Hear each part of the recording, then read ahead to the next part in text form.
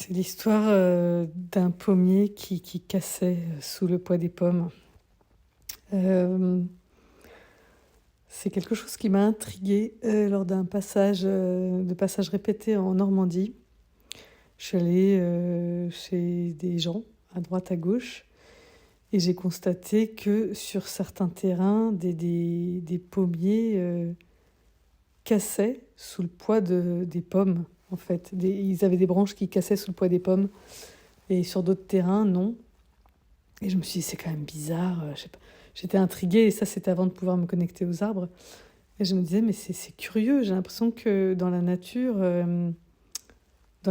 sauvage, une telle chose n'est pas possible. C'est-à-dire, euh, un, c'est comme un dérèglement, quoi. Je me disais, je suis face à un dérèglement qui a forcément un rapport avec l'humain, parce que je ne pense pas que dans la forêt, il y ait des arbres qui ploient sous le poids des glands, sous le poids des châtaignes, sous le poids de... Voilà, je ne comprenais pas. Je me disais, mais c'est quand même bizarre, ces arbres qui cassent sous le poids de leurs propres fruits. Ça me paraissait pas normal, ça me paraissait pas naturel. Et, euh, et j'ai eu l'opportunité de...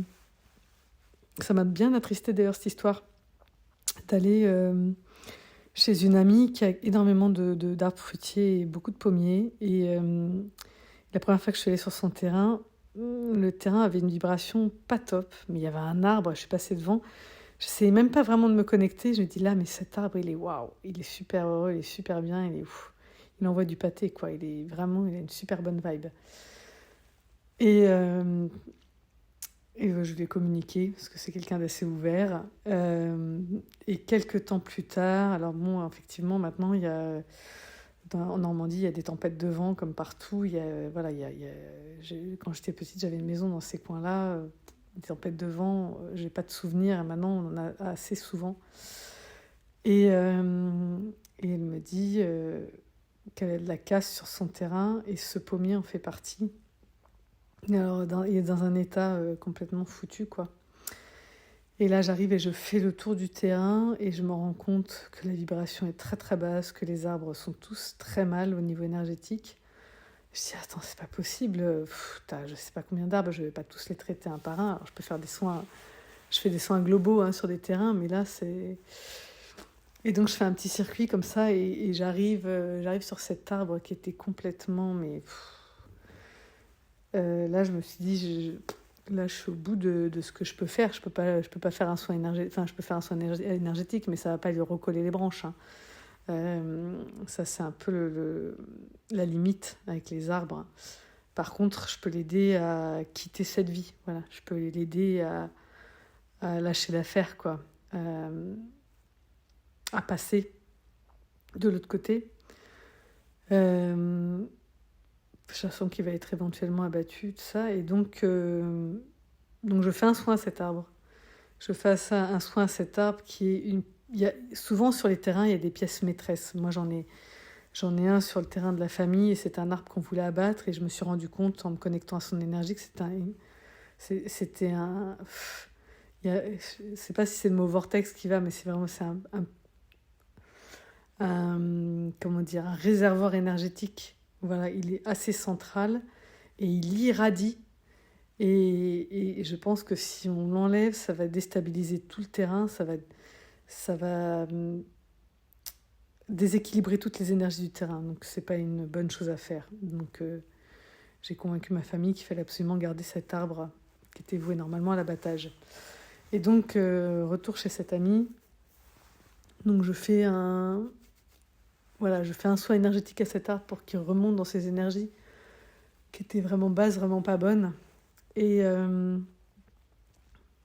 il va y avoir plusieurs points. Et là, donc, en faisant ça, je refais un tour de terrain et je me rends compte que la plupart des autres arbres sont remontés en énergie. Voilà, il n'y a pas besoin de leur faire un soin. Il y a une espèce il y a de la communication entre les arbres, mais voilà, s'il y en a, il y a ces pièces maîtresses là, si elles vont pas, c'est une répercussion sur tous les autres. Enfin, c'est ce que j'ai compris à ce moment-là.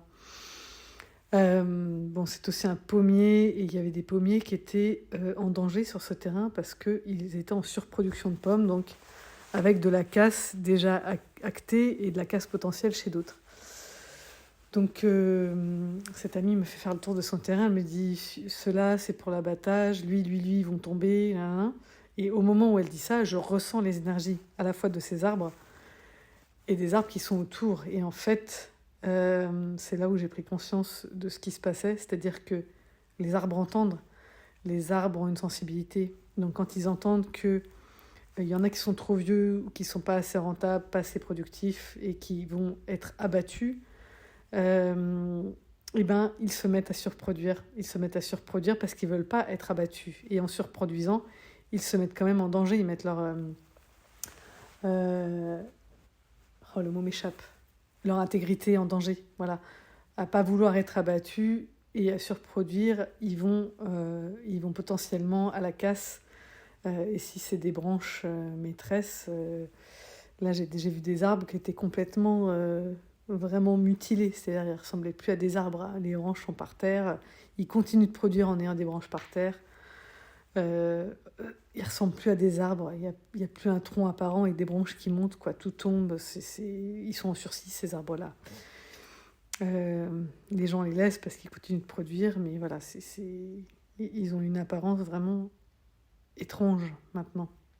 Et donc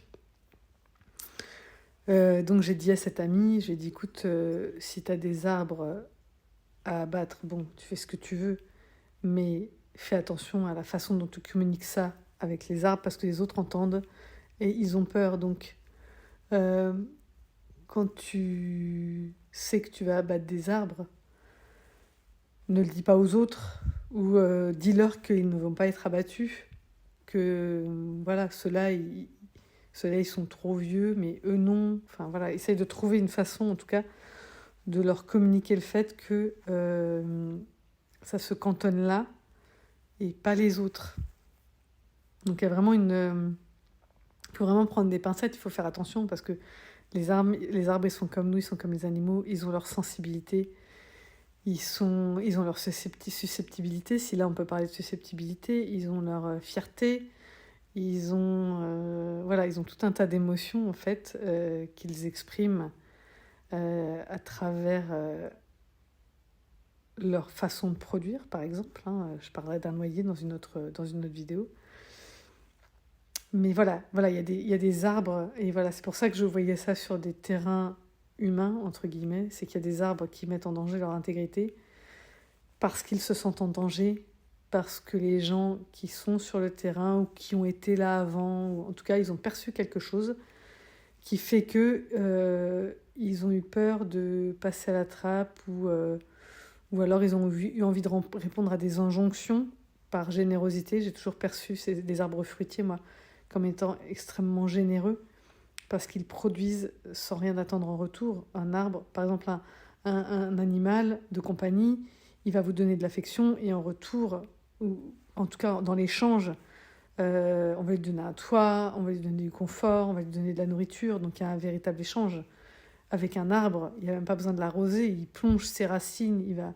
Alors, au début, quand on le plante, si, il y a besoin d'en prendre soin, mais parfois, on achète un terrain et il n'y a plus rien à faire, tout est là.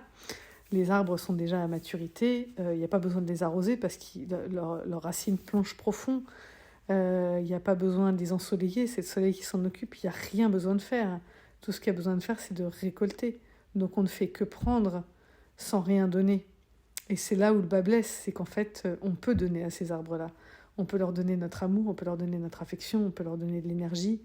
Il y a cette mode un peu la sylviothérapie, je crois que ça s'appelle, d'aller se requinquer au milieu des arbres. Donc ça suppose encore de prendre. Et moi, c'est marrant parce qu'on m'a fait vivre cette expérience, mais jusqu'à présent, j'avais cette idée plutôt d'aller donner aux arbres. J'avais pas eu l'idée de prendre. J'allais leur donner, je leur faisais un hug, je leur faisais un câlin, je leur faisais un soin énergétique. Et là, j'étais en forêt avec un petit groupe et les gens disent, la personne disait, connectez-vous à cet arbre, ressentez son énergie. Et d'un coup, j'ai ressenti effectivement, waouh, c'était top. Mais je me suis dit, la plupart des gens font ça et ne pensent pas à donner en retour. Il faut donner à ces arbres en retour. Il faut leur donner notre reconnaissance, notre gratitude. Voilà, ils ont besoin de ça. Ils aiment, enfin, ils font tout même sans ça, c'est ça qui est fabuleux. Ils ont zéro gratitude, ils ont pas de considération. On dit miam les cerises, on dit pas merci le cerisier. Donc on dit chouette de faire du cidre, tiens goûte ma compote de pommes, mais on dit pas merci le pommier. Et pourtant d'une année sur l'autre ils continuent de produire. Donc c'est vraiment pour moi il y a pas, je sais pas s'il y a plus généreux qu'un arbre. Bon, il y a le soleil aussi, mais voilà, si on parle sur le plan terrestre, est-ce qu'il y a plus généreux qu'un arbre fruitier? Je ne sais pas. Pour moi, c'est quand même un somme de générosité. Voilà, c'est vraiment juste du don de soi. Et il n'y a vraiment aucune attente. Il y a vraiment... c'est ça, il y a vraiment aucune attente de renvoi d'ascenseur, de quoi que ce soit. On peut leur donner, on peut ne rien leur donner, être ingrat, ça, ils continueront de produire des fruits pour nous nourrir. Donc c'est juste fabuleux ce que font les arbres pour nous. Et il est temps de les remercier, il est temps de les considérer, il est temps de leur donner une vraie place dans nos vies. Voilà, il y a des gens qui savent le faire et mon Dieu que leurs arbres sont heureux, que leur terrain vibre, que c'est... voilà, je partagerai cette expérience aussi. J'étais chez un ami, j'étais assez émerveillée de la vibration de son terrain. Moi, je vais le partager maintenant et en fait, je me retourne et je dis mais qu'est-ce que tu fais quoi tes arbres? Parce que là, c'est fabuleux, quoi. Ils vibrent tous, dingue.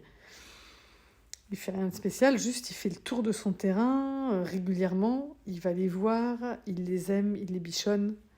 C'est même pas je sais même pas s'il leur parle ou pas, mais il y a quelque chose qui émane de lui. Voilà, il les aime vraiment et ça se ressent. C'est un truc de dingue. J'ai fait tout le tour. Je suis allée voir tous les arbres, même celui qui était paumé en bas, qui était excentré. Je dis mais même là, quoi, tu fais vraiment tout le tour, quoi. Il les aime, il aime la nature, il aime profondément ses arbres et ça se sent et ils le ressentent. Et sur ces terrains-là, il y a des gens qui disent oui, il faut élaguer, machin. Un arbre qui est sain, et pourquoi l'élaguer? Pourquoi lui couper ses branches? Pourquoi il casse pas? J'ai vu des tempêtes de vent, on a tous vécu les mêmes. Il y a plein d'arbres qui ne cassent pas. Ils sont faits pour tenir. Et même des arbres énormes avec des branches qui sont mortes, les branches ne tombent pas malgré les 100-110 km/h de vent, ça ne bouge pas. Donc il est temps de repenser notre rapport à l'arbre qui n'est pas un objet de consommation mais qui est un être vivant et qui a ses propres émotions, sentiments, attentes, enfin même pas attentes, mais façon de ressentir les choses plutôt. Donc voilà pour ces malheureux pommiers qui ploient sous le poids des pommes. Donc allez les voir en leur disant que c'est pas la peine de surproduire, que vous les aimez comme ils sont, qu'ils n'ont pas besoin de se mettre en danger pour vous, que c'est pas nécessaire, que vous prendrez ce qu'il y a à prendre et que ce que vous souhaitez c'est que ils durent le plus longtemps possible et pas qu'ils produisent le plus possible. C'est pas ça l'idée, parce que produire c'est aussi... Ça demande énormément d'énergie, donc c'est peut-être des arbres qui vont vivre moins longtemps parce qu'ils se seront épuisés à la tâche, donc c'est pas nécessaire. Voilà, dites-le leur et ils vous recevront. Voilà pour cette histoire du pommier qui ployait sous le poids de ses pommes.